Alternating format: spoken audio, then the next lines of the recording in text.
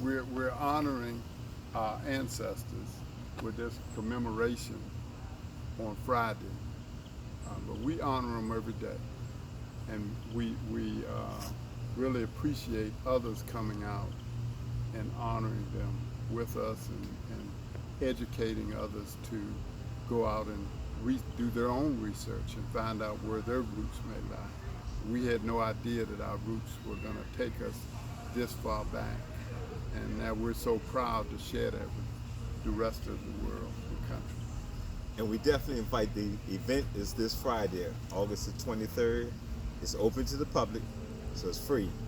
We will have guest speakers out here. We will have entertainment. We will have, it's a lot that's going to be taken on. We have a lot of officials, so it's being covered within the community. The community is definitely looking forward to this event on the 23rd. What is the From 9:30. significance? What is the significance of the cemetery to the history of Black people here in Hampton, and really to the country? Do you think? Why is this an important part of the commemoration this weekend? This is one of the oldest African American cemeteries, and it used to be called the Colored Cemetery, and and it goes back. We acquired the property back in 1896, and it's a lot of history here with our family being buried here. The history of like my cousin was talking earlier, the burials that took place. A lot of these trees represent when people couldn't afford to get a headstone. They used seeds which grew up there to be trees. And this is not all of them. Some of them have already fallen. So there's a lot of significant history that people need to be aware of. Right now, it's on the map to be a historical landmark when people come to the area to come by and visit the Tucker Cemetery. Mm-hmm.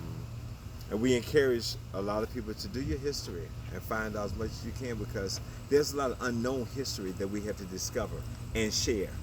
And as we acquired, as my cousin was saying, as we acquired the cemetery in the late 1800s, we are also able to discover that William Tucker, Captain William Tucker, and his plantation was less than a quarter mile from this cemetery.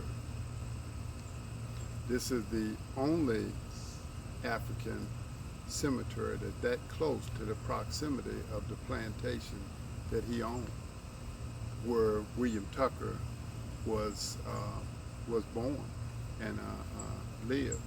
So there's a strong belief that William Tucker, our first, may even be buried on this cemetery.